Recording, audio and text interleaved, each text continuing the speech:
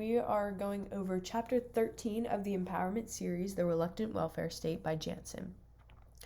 It discusses President Donald Trump from his early life to throughout his presidency. To begin, in Trump's early life, Donald Trump was born on June 14th, 1946 in Queens, New York. To Fred and Marianne Trump, Donald's grandfather, Frederick Trump, came to the United States in the late 1800s as an immigrant from Germany. He operated boarding houses, which helped him obtain wealth and real estate that was eventually given to Donald's father and then obviously passed down to Donald Trump. Trump graduated from the University of Pennsylvania with his Bachelor's of Science in Economics. This helped him tremendously. He was a huge businessman before he was a president, and he even took that throughout his presidency. It gave him the knowledge to assist his father with their real estate business. And by the time Trump was in his 30s, he sought out recognition by appearing on TV shows and news channels, producing derogatory statements to get the media's attention, and he did just that. In his eyes, it was almost like any attention was good attention or vice versa. It was getting his name out.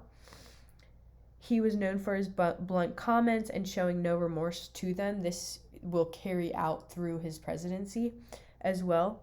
Between the 1970s and mid-80s, Trump made trips to the Soviet Union with plans of co-funding with the Soviet Union to build a hotel in Moscow.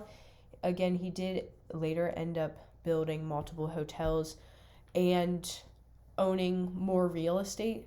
He was an excellent businessman, knew how to talk to people and grab people's attention, and he really wanted to make multiple connections.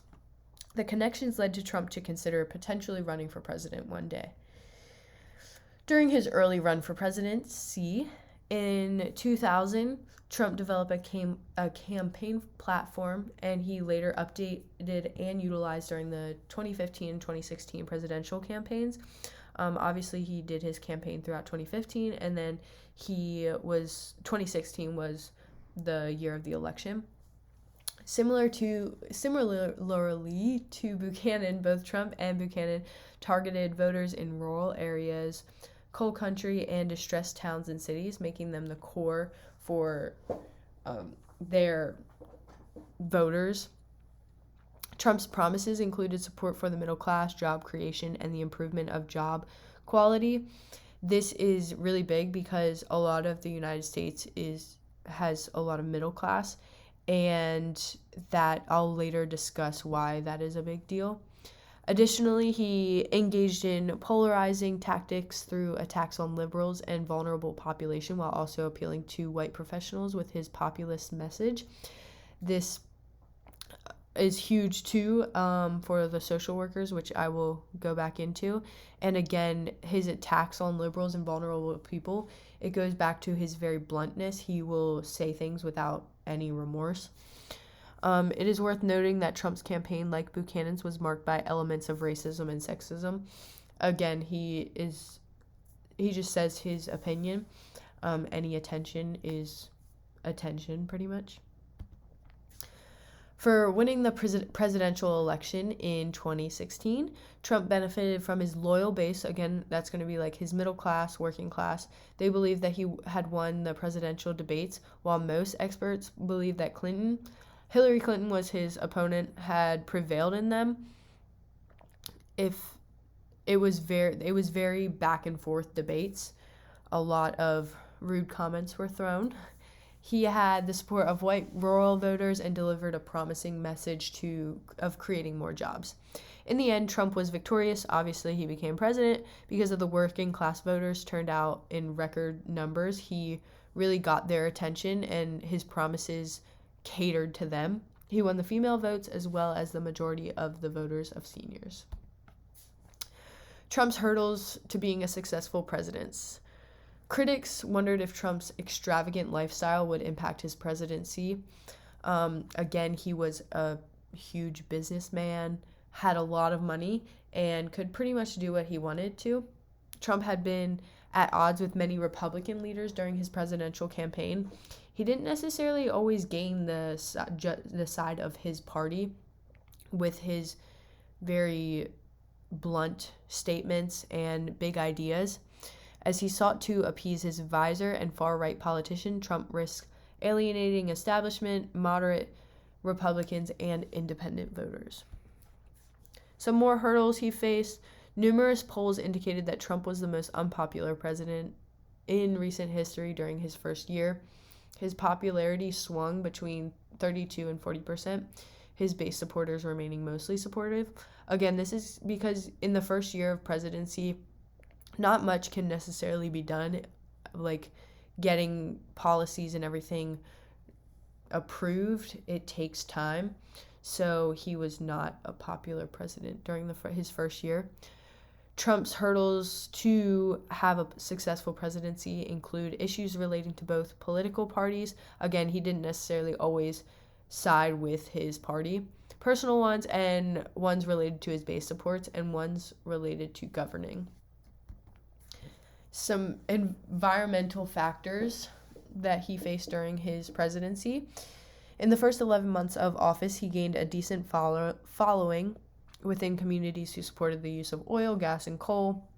Trump believed that the regulation within the coal industry would decrease profits and employment. However, the economic decline was found to be due to other sources such as natural gas and fracking. So he kind of went against what everybody else thought. Some other ones, this is really big. He didn't acknowledge the correlation between climate control and economic growth. However, scientists obviously obtained multiple findings regarding climate's effects on crops, animals, and natural disasters, which ultimately have a huge impact on our life. Next, I'm going to be going into Trump's early policies.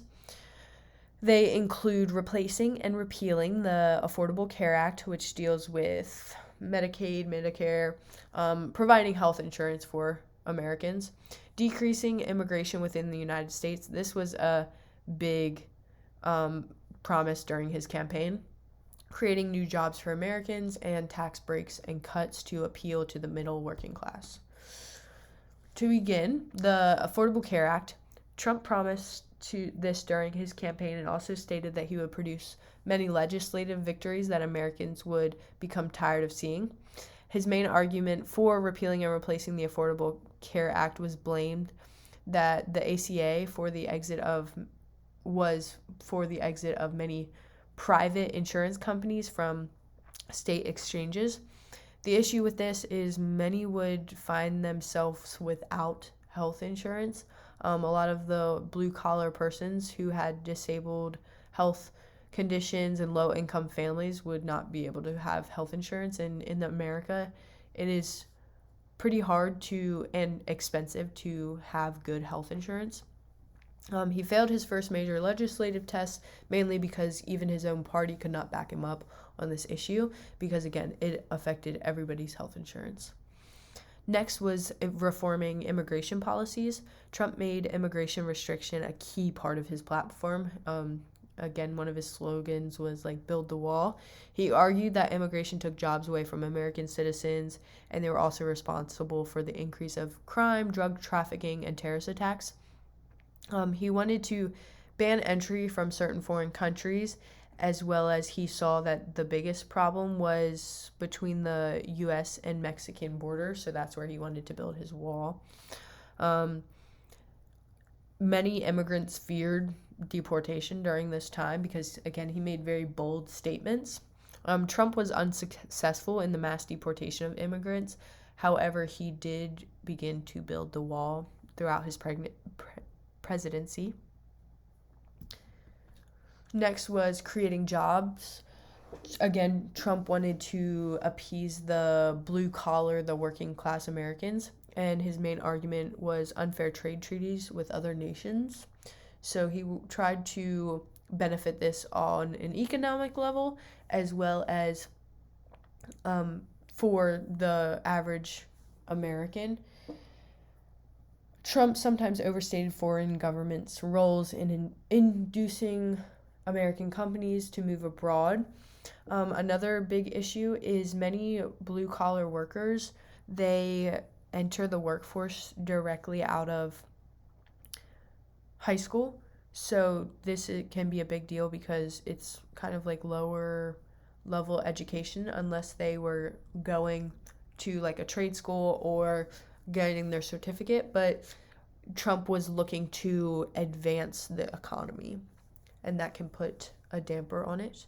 The outcome was Trump was able to convince some companies to enlarge their American production to create more jobs, which he did. He created a lot more jobs for the working class, and it was one of the biggest job increases in years.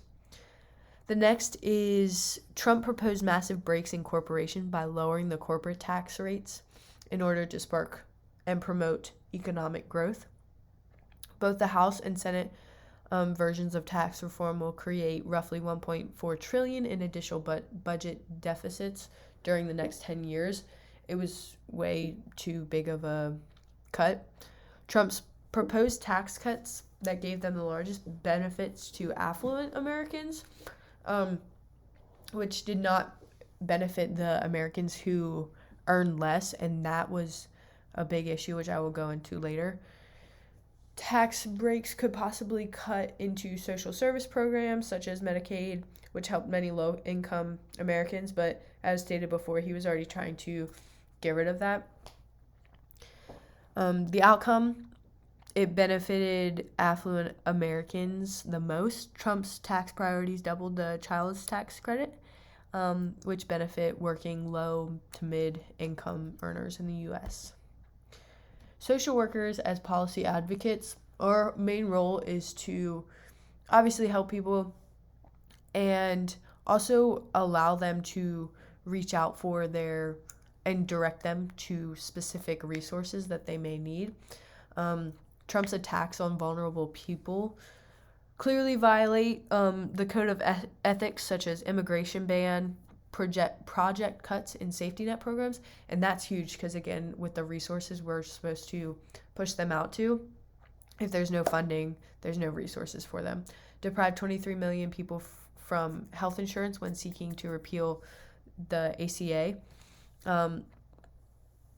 And social workers have been dedicated to fighting climate change that Trump forbid when he took the nation out of the Paris Climate Accord.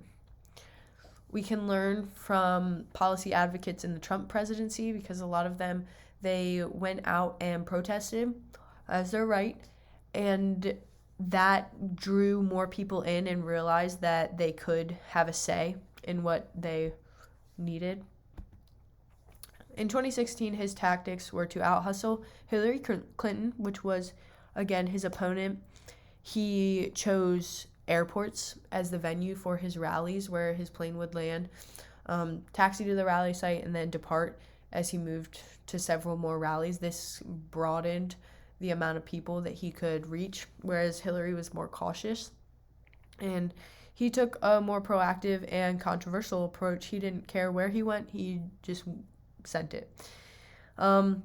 Hillary aimed for small numbers. He organized huge rallies instead of taking the breaks to raise funds. He funded his campaign and he had the money to do so, so he just went for the large to get his word out.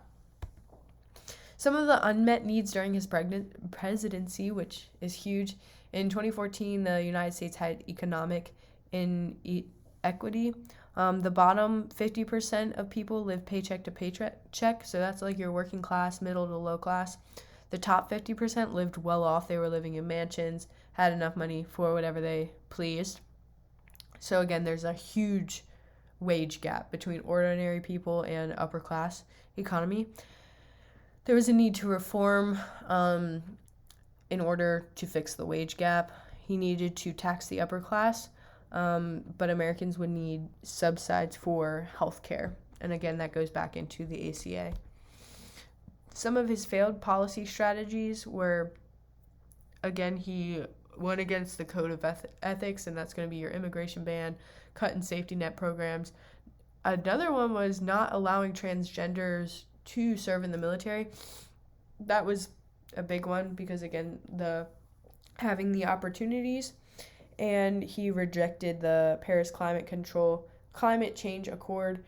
That's huge because if our climate is tanking, then that can cause health issues, and we are not having the opportunity to have affordable health care. Some of his promising strategies throughout his presidency was he did recognize that blue-collar population has been neglected by political elites because, again, a lot of people lived better were that upper class. He wished to revise trade treaties with manufacturers so they weren't getting as big of a cut and could be put back to the workers. Repair infrastructure, capping mortgage interest payments deducted from income tax. The flip side of this is he failed to help the white-collar population by supporting policies that may cause Americans to lose health insurance, again, the ACA, and cutting safety net programs. This concludes the presentation on Chapter 13 about Donald Trump.